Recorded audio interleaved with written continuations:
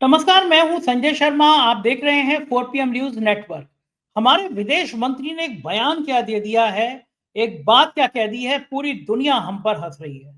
विदेश मंत्री ने कह दिया कि हमने हमले से पहले ही बता दिया था पाकिस्तान को कि हम आपकी सेना के ठिकानों पर नहीं कर रहे हैं हमला, हम आतंकियों पे कर रहे हैं। तो इसके बाद विवाद छिड़ गया है। बीजेपी सफाई दे रही है कि ये हमले के बाद कहा था उन्होंने, लेकिन जो डायलॉग है उसमें डायलॉग में साफ ही कह रहे हैं कि हमने हमले से पहले ही कह दिया था।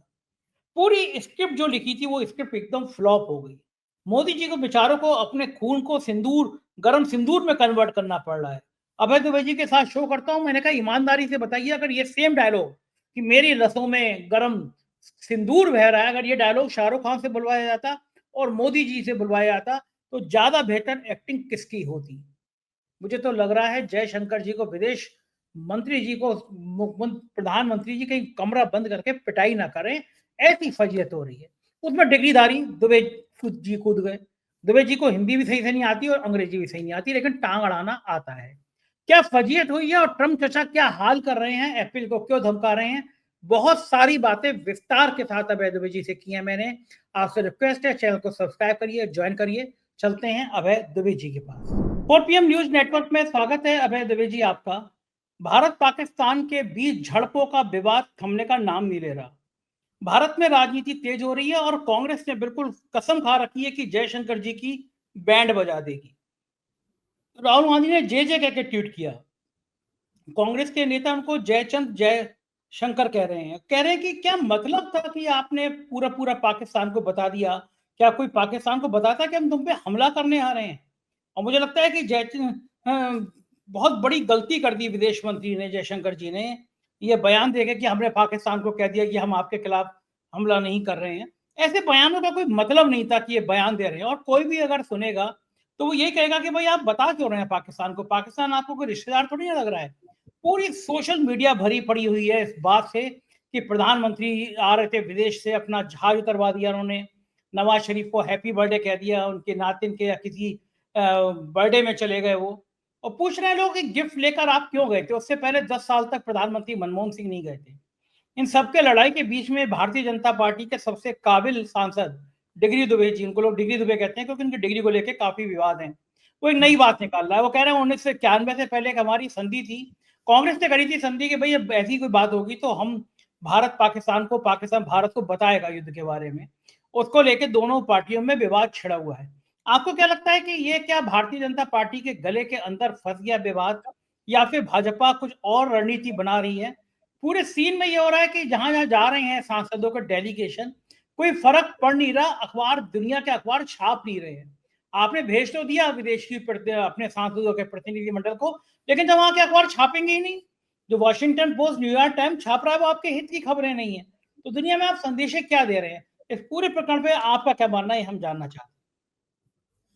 देखिए, इस मसले में भारतीय जनता पार्टी बहुत बुरी तरीके से फंस गई है और मैं सिलसिलेवार बताता हूं कि ये कैसे, किस तरीके से फंसी है।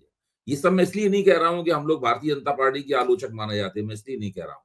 साफ आंखों से दिखाई पड़ रहा है कि वो फंस गई है। और इसीलिए जो गोदी मीडिया के चैनल भी हैं, गोदी मीडिया के एंकर और एंकरनियां भी हैं, वो भी इस सवाल के ऊपर कोई साफ बात नहीं कह पा रहे हैं, कोई दावा नहीं कह पा रहे। एक ही बात कहते हैं, हमने तो घुस के मारा, हमने घुस के मारा। वही जो 2019 में बोले थे, वही दोबारा बात को कह रहे हैं। इसके अलावा उनके पास कोई तर्क नहीं है। अब मैं आपसे बात शुरू करता हूं। दो वक्तव्यों को मैं एक दूसरे के साथ रख के आपके सामने पेश करूंगा। पहला वक्तव्य है विदेश मंत्री एस जयशंकर का, और दूसरा वक्तव्य है वायुसेना के DGMO air marshal A K. Bharti का। इन दोनों वक्तव्यों को आप देखिए। ए.के. भारती ने पहले वक्तव्य दे दिया था एक प्रेस कॉन्फ्रेंस में, उनसे पत्रकारों ने पूछ लिया था कि भाई भारत के, कहा जा रहा है कि पाकिस्तान कह रहा है कि भारत के राफेल विमान भी गिरे हैं। तो उस पर उन्होंने जवाब दिया था कि लड़ाई में नुकसान होता ही है, हमारे सारे जो पायलट हैं, वो सब सारे विमान चालक हैं, सुरक्षित रूप से वापस आ गए, ये उन्होंने कहा था। साथ उन्होंने ये भी कहा था अभी लड़ाई में नुकसान क्या हुआ ये बताने का वक्त नहीं है। मैं उनकी बात से पूरी तरह सहमत हूं। संजय जी, आप भी उनकी बात से पूरी तरह सहमत होंगे। जब लड़ाई होती है, जब फौजी संघर्ष होता है, तो उसमें नुकसान दोनों तरफ होता है।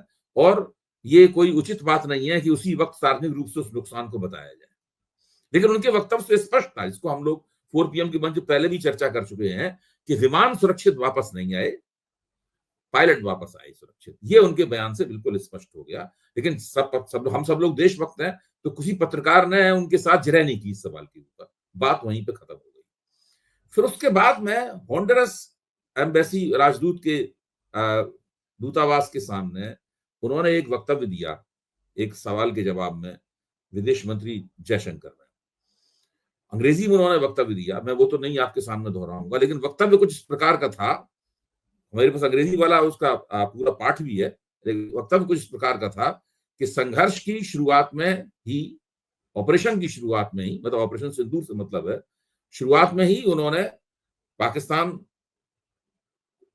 को बता दिया था कि हम आपके आतंकवादी ठिकानों पर हमले करेंगे, हम आपके आतंकवादी ठिकानों को निशाना बनाएंगे। इसका पाकिस्तान की सेना से कोई ताल्लुक नहीं है, पाकिस्तान की सेना को इस मसले से अलग रहना चाहिए। लेकिन पाकिस्तान की सेना ने उनकी इस बढ़िया सलाह के ऊपर बढ़िया सलाह को ठुकरा दिया, सलाह को नहीं माना। ये इस तरह का उन्होंने एक वक्तव्य दिया। तो जैसे ही उन्होंने ये वक्तव्य दिया, एक तरह से उन्होंने बर्रों बर के छत्ते को छेड़ दिया, क्योंकि ये वक्तव्य सीधा सीधा जाके एयर मार्शल भारती के वक्तव्य से जुड़ गया।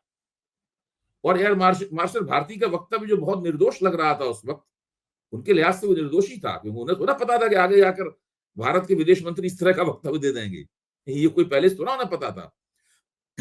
उसके बाद लोग सोचने लगे कि भाई, जब भारत के राफेल विमान अपनी मिसाइलें लेकर एयर स्ट्राइक करने के लिए जब पाक ऑक्युपाइड कश्मीर और पंजाब के ऊपर तैयार हो, एयरबॉर्न हो रहे होंगे, आप पूरे चित्र की कल्पना कीजिए, उस वक्त पाकिस्तान को यह बात कैसे पता थी कि ये वहां पे हवाई जहाज वहां मौजूद है? उसने पूरी तैयारी, पूरी सतर्कता और तैयारी, ये बात सही है, एयर डिफेंस सिस्टम में कई बार एयर डिफेंस सिस्टम हमलावर विमानों को पकड़ लेते हैं, लेकिन अगर आप और साधारण रूप से सतर्क हो, पहले दिन रात आप जाग के चौकसी कर रहे हो, तो आपके उन पकड़े जाने की संभावना और बढ़ जाती है। तो लोग तो टेक्निकल बात नहीं समझते, तो आम जनता जो है वो इस बात को देखे उसके लोगों के दिमाग में ये आया कि भाई, इसका मतलब पाकिस्तान को पहले से मालूम था, पाकिस्तान को यह भी मालूम था कि आतंकवादी ठिकाने तो पाकिस्तान ने के बनवाए हुए हैं, फौज के ही बनवाए हुए हैं। उसे पता था कि जब यहाँ आतंकवादी ठिकानों पे हमला करने के लिए आएंगे भारत के विमान, तो उनकी पोजीशनिंग ऐसी ऐसी होगी। तो जो उनका एयर डिफेंस सिस्टम था, जो चीन की मदद से बनाया गया था, उस एयर डिफेंस सिस्टम ने ऐसा लोगों को लगा, मैं ये नहीं कह रहा हूं ऐसा हुआ है, मैं कौन होता हूं ऐसा हुआ, ऐसा लोगों को लगा कि चूंकि उन्हें पहले से जानकारी थी, तो वो सब उन्होंने भांप लिया, पहले से उसकी शिनाख्त कर ली और नुकसान पहुंचा दिया।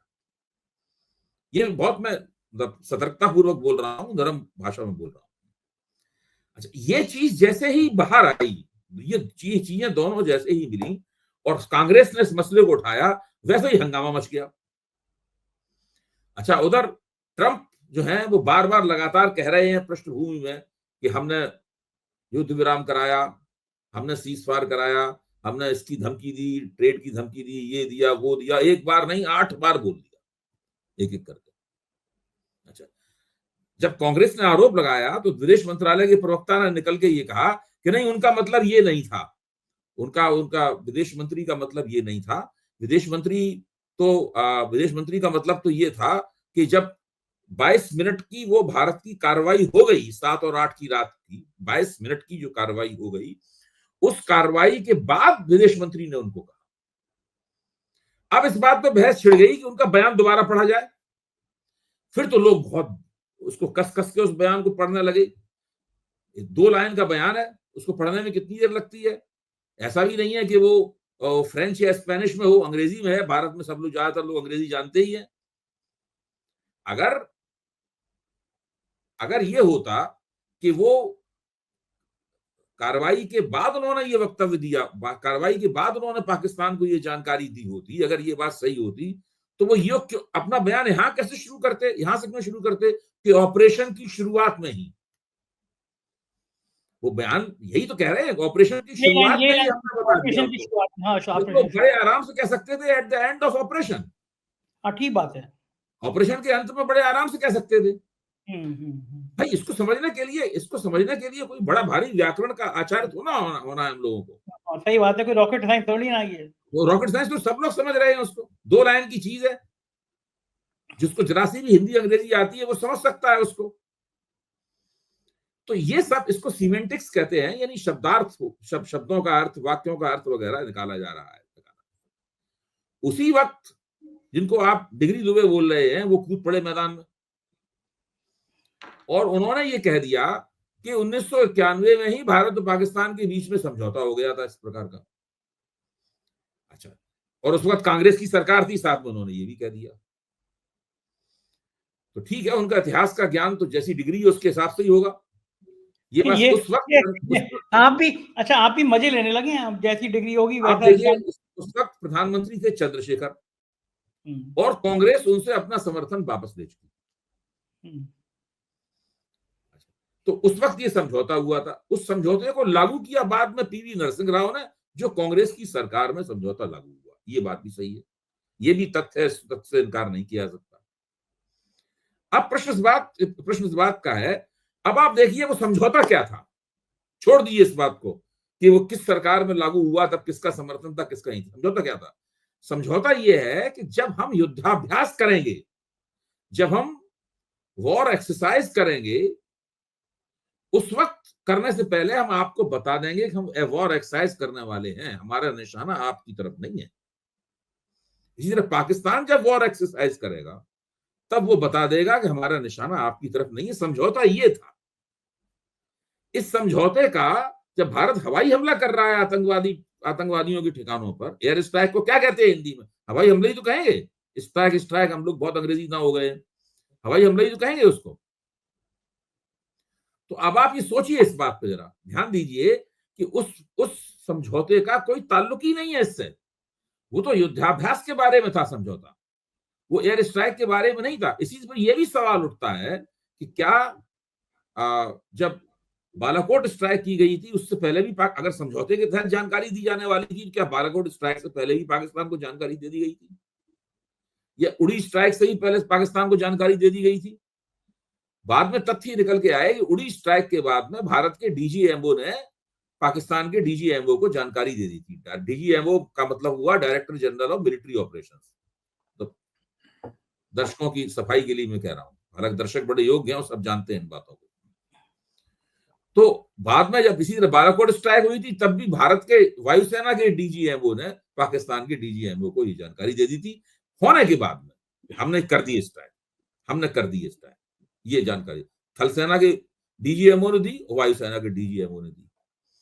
अगर 7 और 8 तारीख को जो एयर स्ट्राइक हुई 9 जगहों पर पाकिस्तान में, उसकी जानकारी हमारे विदेश मंत्री ने स्ट्राइक होने के बाद दी है, तो ये तो पहले विदेश मंत्री का काम नहीं है। हाँ सही बात है, उनका काम थोड़ी ना कि वो जाके जानकारी दे देगी हम हमला कर रहे हैं। ये तो वायुसेना ने स्ट्राइक की थी, तो वायुसेना के डीजीएमओ को उनके वायुसेना के डीजीएमओ को जानकारी दे देनी चाहिए थी। इसमें विदेश मंत्री कहां से आ गए? क्योंकि विदेश मंत्री खुद कह रहे हैं कि मैंने जानकारी दी, and at the start of operation कह रहे हैं, उनका वाक्य शुरू होता है at the very start of operation. जब वो ये कह रहे हैं, इससे स्पष्ट हो जाता है कि मतलब कम से कम लोगों के पास ये अर्थ पहुंचता है उसका, लोग उसका जो तात्पर्य निरूपण कर रहे हैं, उसका जो अर्थ निकाल रहे हैं, मतलब निकाल रहे हैं, वो अर्थ यही निकल रहा है उसका कि ऑपरेशन से पहले बता दिया गया था पाकिस्तान को कि हम आतंकवादी ठिकानों पर हमले करेंगे, और आपको इस हमले से कोई मतलब नहीं होना चाहिए, हमें आतंकवादियों को सजा देनी है, आप उससे दूर रहिए, हम कभी फौजी जगहों। तो इस चक्कर में क्या हुआ है कि उसके साथ वो एयर मार्शल भारती का वो जुड़ गया कि हमारे केवल पायलट सुरक्षित वापस आ गए, विमान वापस आए कि नहीं आई ये उन्होंने बताया नहीं। तो ये सब चीजें जो आपस में जुड़ गई, इससे बहुत बड़ा एक भारतीय जनता पार्टी के लिए साख का संकट और सरकार के लिए साख का संकट पैदा हो गया। देखो ठीक है अभय जी, और एक और घटना हो गई है, इसलिए इसका जिक्र करना बहुत जरूरी है, क्योंकि ये साख का संकट तब हो रहा है पैदा जबकि संघर्ष विराम हो चुका है। लोगों के दिमाग में यही सवाल है कि भाई संघर्ष विराम क्यों किया, जब हम कुटाई कर रहे थे पाकिस्तान की, अपनी बैलिस्टिक मिसाइलों से कूट रहे थे पाकिस्तान को, उस वक्त आपने क्यों संघर्ष विराम किया? फिर दूसरा सवाल यह है कि ट्रंप ने क्यों किया? तो ये सारी चीजें लोगों के दिमाग में हुई हैं। इसी प्रक्रिया में क्या हुआ कि अचानक एक अतीत का एक चेहरा उभर के आ गया। 1971 का एक चेहरा उभर के आ गया, इसका जिस चेहरे का नाम है इंदिरा गांधी का चेहरा। और लोग इंदिरा गांधी ने 71 में जो किया था उसकी तुलना करने लगे कि 2025 में क्या हुआ। 71 बनाम 2025 हो गया, इंदिरा गांधी बनाम नरेंद्र मोदी हो गया। इसकी ने कभी उम्मीद नहीं थी कि ऐसा हो जाएगा। लोग बांग्लादेश वार से जो है इसकी तुलना करने लगेंगे। वैसे ही लोगों के दिमाग में आने लगा कि इतने दिनों से लोग डींगे मार रहे थे कि हम पाक अधिकृत कश्मीर को वापस ले लेंगे, तो कम से कम इस बार मौका था कि कम से कम पीओके को तो चाप लेना चाहिए था। हाँ सही बात है, अमित शाह तो पार्लियामेंट में बोले थे, वो भी बोले थे पीओके को खींच लेना चाहिए था। इन सब बातों से क्या है कि सरकार का पूरा नैरेटिव जो है बुरी तरीके से गड़बड़ा गया और इसकी वजह से इधर उधर की बातें कर रहे हैं। इसी में ये गलती भी कर दी डिग्री दुबे ने। डिग्री दुबे तो धन है, लेकिन मुझे लगता है कभी कभी वक्त खराब होता है। जयशंकर जी और फंस गए लोग जो हैं सोनिया गांधी पे और राहुल गांधी पे। कुछ लोग ट्रोल करते हैं ना, वो ट्रोल कर रहे हैं कि विदेशी मूल की संतान कभी अच्छी नहीं हो सकती, देश का भला नहीं कर सकती। लोगों ने तुरंत जयशंकर जी की पत्नी और बच्चों पे आ गए लोग कि भैया उनकी पत्नी तो भारत की नहीं है, विदेशी है। इस तरह की बातें जो कि इतना खराब असर हो गया ना, लोग व्यक्तिगत जिंदगी पर उतर आते हैं। तो जयशंकर जी की तो इतनी छीछा लेदर हो गई इस बयान के बाद। मतलब पूरा युद्ध का जो सीन था ना, जो ऑपरेशन मेरी रगों में सिंदूर बहता है, उस सिंदूर का रंग ही लाल रंग ही खत्म कर दिया जयशंकर जी ने। मोदी जी का बस चले तो जब बंद कमरे में करके जयशंकर जी की संटियों से पिटाई करें। आप सोचो ना कि तो क्या का पीना और क्या हाल कर दिया। एक एक बयान ने लंका लगा दी पूरी पार्टी की। अब कितनी सफाई, तो लोग कह तो रहे हैं भैया, इसी में कह रहा हूँ वो बयान जो है वो बर्र के छत्ते को चीरने के समान हो गया। हाँ उसमें अच्छा क्या तो हुआ कि इससे पहले दिए गए बयानों का मतलब भी बदल गया। देखिए कुछ चीज बदल ऐसी होती है जो बड़े इसके बैकवर्ड फॉरवर्ड असर होते हैं। इससे पहले जो बयान दिए गए थे, जो फौजी जनरलों ने दिए थे, एयर मार्शलों ने दिए थे, उनके मतलब भी कुछ के कुछ हो गए। तो ये एक बड़ी मुश्किल आ गई है बीजेपी के लिए। बिल्कुल ठीक कह रहे हैं। और दूसरा एक चीज और है ना कि आप जैसी करनी वैसी भरनी, आप ऐसी हवाबाजी करोगे तो ऐसी ही बातें सुनने को भी मिलेगी। अब देखिए इधर वो कह रहे हैं, प्रधानमंत्री कह रहे हैं कि रंगों में सिंदूर बह रहा है, गर्म सिंदूर बह रहा है, मेरा दिमाग ठंडा है, गर्म है। उधर कश्मीर में कल फिर एक हमारे बहादुर सैनिक की मौत हो गई, शहीद हो गया वो आतंकियों से लड़ते हुए। कश्मीर में ये सब धंधे बंद ही नहीं हो रहे। और हमारे कश्मीर के गवर्नर साहब, उनका मन लगता है उत्तर प्रदेश में। उनको लगता है कि कश्मीर से मुझे मौका मिल जाए, छूटे और मैं लखनऊ उत्तर प्रदेश का मुख्यमंत्री बन जाऊं योगी जी को हटाकर। आप सोचो कि मतलब मेरी समझ में नहीं आता, कश्मीर इतना सेंसिटिव पॉइंट है जहाँ तारा 370 आपने हटा के अपना वाई वाई करी, तो गवर्नर तो कम से कम ऐसा लगाना चाहिए था जिसका मन कश्मीर में लगे। आप हम और आप अभय जी, मैंने पहली भी बार शो में किया, हम 5 लाख रुपए किसी ठग से ले लें, पूरे मार मार के लाल करके बंद कर देगी। वो गवर्नर साहब मनोज सिन्हा, वो ऑलरेडी अपने शपथ पत्र में कह चुके हैं, मैंने संजय शेरपुरिया जिसको उत्तर प्रदेश सरकार ने ठग कह के बंद किया, कि मैंने उससे 25 लाख रुपए उधार ले रखे हैं। अब आप सोचो, पुलिस कह रही है वो ठग है और गवर्नर साहब ने उससे 25 लाख रुपए एफिडेविट पे ले रखे हैं, और वो भी जम्मू कश्मीर जैसे सेंसिटिव जगह के गवर्नर बने हुए हैं। और जम्मू कश्मीर वही है जहां के भ्रष्टाचार की कहानियां सतपाल मलिक ने मुझे इंटरव्यू में बताई थी। बताया था कि भैया एक फाइल थी, उसमें 300 करोड़ रुपए रिश्वत मिल रही थी। राम माधव संघ के और अंबानी भागे भागे उनके आदमी आए कि साहब 300 करोड़ मिल जाएंगे, ये फाइल कर दीजिए। सीबीआई की जांच हुई, बेचारे मलिक साहब फंस गए। तरस आ रहा है जिन हालात के फोटो हैं। तो अब मनोज सिन्हा की जो कार्यशैली है उसमें इतने सवाल उठते हैं कश्मीर में भ्रष्टाचार के, और बड़ा वजह है। मैं गया था चुनाव के बीच में अभय जी, कश्मीर में रहा था मैं। बड़ा दर्दनाक बात यह है कि पहली बार वहां के लोगों ने कहा कि 50 सालों में ऐसा नहीं हुआ जितना नशा पिछले 1 साल में कश्मीर के अंदर आया है, ड्रग्स आई हैं, पहले कभी नहीं आई। तो कह रहे हैं कि हम तो बर्बाद हो गए, हमारी नई जनरेशन वो दिन भर नशे में पड़ी रहती है। कोई इंजेक्शन लगा रहा है, कोई सिर्फ गांजा पी रहा है, कोई चरस पी रहा है, कोई स्मैक पी रहा है। तो ये नशा आ कहां से रहा है? लोग कहते हैं कि बॉर्डर पार से आ रहा है। तो हमारे बॉर्डर पार से आतंकी भी आ जा रहे हैं, हमारे बॉर्डर पार से नशा भी आ जा रहा है। आतंकी आते हैं, मारते हैं, 2 घंटे रुकते हैं और चले जाते हैं। आज कोई नहीं पूछ रहा कि भाई लड़ाई तो सारी इसी बात पे हुई थी ना कि वो 4 आतंकी तुम्हारे यहाँ मारेंगे। वो 4 आतंकी कहाँ है? वो गरम सिंदूर ही बहता रहेगा या 4 आतंकियों की खोज होगी? उन आतंकियों पे बात क्यों नहीं हो रही है? दुबे जी कोई बात ही नहीं कर रहा वो आतंकी कहाँ है। नहीं, अब ये सवाल देखिए, कांग्रेस ने कुछ सवाल उठाए और जब मैं उन सवालों को पढ़ता हूं तो मुझे लगता है कि बहुत दिनों बाद कांग्रेस ये करती हुई नजर आ रही है कि वो सवाल उठा रही है जो जनता के मन में है। भाई, कांग्रेस ने सवाल उठाया कि जब पाकिस्तान के डीजीएमओ का फोन आया, पहले उन्होंने फोन किया तो भारत के डीजीएमओ की घंटी बजती रही, इन्होंने फोन नहीं उठाया। फिर उसने 2-3 घंटे बाद फिर दोबारा फोन किया पाकिस्तान के डीजीएमओ ने, इन्होंने फोन उठाया, तब उसने बताया कि आइए चलिए संघर्ष विराम कर लेते। तो कांग्रेस सवाल उठा रही है कि आपने पाकिस्तान के डीजीएमओ की बात पे संघर्ष विराम कर लिया, आपने कोई शर्त नहीं रखी उसके सामने। आपकी पहली शर्त यह होनी चाहिए थी कि चारों आतंकवादी जिन्होंने बैसरण घाटी में खून खराबा किया है उनको आप हमें सौंपिए। दूसरी शर्त यह होनी चाहिए थी कि हाफिज सईद को सौंपिए। तीसरी शर्त होनी चाहिए थी अजहर मसूद को सौंपिए, मसूद अजहर को सौंपिए। चौथी शर्त होनी चाहिए थी कि दाऊद इब्राहिम को सौंपिए। ये शर्तें आपने उनके सामने क्यों नहीं रखी? आपने केवल, इसका मतलब यह है कि ये एक तरह से कांग्रेस कह रही है ये कि ये संघर्ष विराम के लिए उतावले बैठे हुए थे, बच के रास्ता निकल आई थे। हाँ बस निकल। अच्छा, और उससे पहले ट्रंप संघर्ष विराम की घोषणा कर चुके थे, संघर्ष विराम हो गया, हमने करवा दिया। हाँ, वो करा दी। कभी दूसरे भारत की तो नीति थी कि ट्रंप दूसरा देश ट्रंप की घोषणा के 1.5-2 घंटे बाद उन्होंने शायद संघर्ष विराम की घोषणा की है उन्होंने। घोषणा करी है, हाँ। कभी ऐसा नहीं होता था कि भारत पाकिस्तान के बीच में कोई तीसरा देश बोल जाए। आप एक के बाद एक ट्रंप कहा जा रहा है, उसको भी पता नहीं क्या उनका दिमाग का पेच ढीला हो गया है। इसमें देखने की बात यह है संजय जी कि जो आसिम मुनीर का या शहबाज शरीफ का, मैं आसिम मुनीर कहता हूं, शहबाज शरीफ तो उनके प्यादे हैं।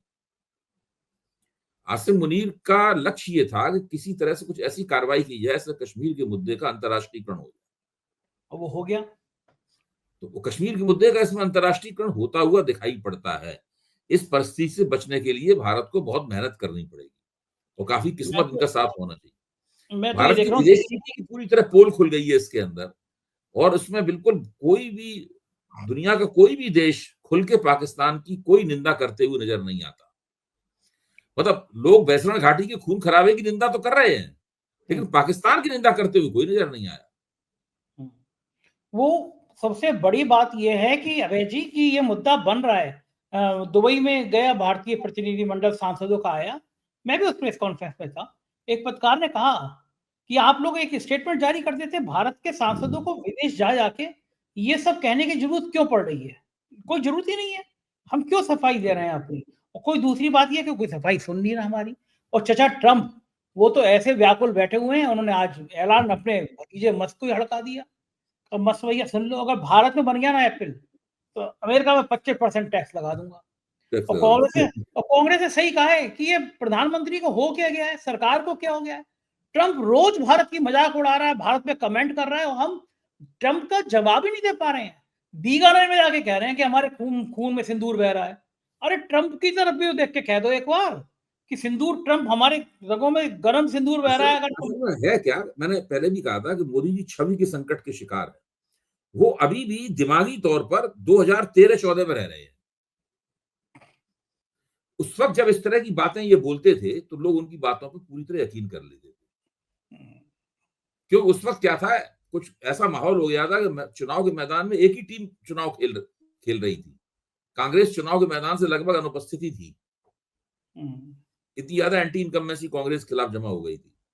तो उस वक्त जो कहते थे अच्छे दिन लाएंगे वगैरह वगैरह, लोग उस सब पे यकीन कर लेते थे। अब ये एक सोच के गए, एक कविता सोच के गए बहुत ही थर्ड क्लास किस्म की, और वो उन्होंने कविता तुकबंदी वहां पे की, और उसके बाद में कहा कि मेरी रगों में गर्म सिंदूर बह रहा है। ये सब बातें ठीक है, जो बसों में भर के लोग लाए जाते हैं, मोदी मोदी चिल्लाने वाली टीम, लोगों के बीच में 2-3 टीमें बैठी रहती हैं। छोटी जगह होगी तो एक टीम होगी, मान लो हॉल हो रहा है, यूनिवर्सिटी में हो रहा है, तो एक टीम होगी 7-8 लोगों की गमछे डाले हुए, और बड़ी जगह होगी 3-4 टीमें होंगी। वो सब एकदम ट्रेंड होती हैं, वो मोदी मोदी चिल्लाती हैं बहुत जबरदस्त, मोदी मोदी इस तरह की चिल्लाहट होती है। और मोदी जी गर्व के साथ सीना तान के इधर-उधर ऐसे करके देखते हैं माइक पे और फिर अपना भाषण शुरू करते हैं। तो ऐसे माहौल में आप कुछ भी सिंदूर बहाते रहिए, नसों में कुछ भी बहाते रहिए, उससे कोई फर्क नहीं पड़ता। सवाल यह है कि देश की जनता के पास मैसेज क्या जा रहा है। लोग सब चीजों को देख रहे हैं। लोग जयशंकर का वक्तव्य देख रहे हैं, लोग एयर मार्शल ए के भारती का वक्तव्य भी देख रहे हैं, वो भी उन्हें याद है। लोगों को अब ये भी याद आ रहा है कि भाई हथकड़ियां बेड़ियां लग के भारतीयों को लाया गया था, तब भी ट्रंप के खिलाफ कुछ नहीं कहा, एक शब्द नहीं कहा। तो ये सब जो हो रहा है, इससे ये सब चीजें जमा हो रही हैं, लोगों के दिमाग में जमा हो रही हैं कि लोगों ने किया क्या।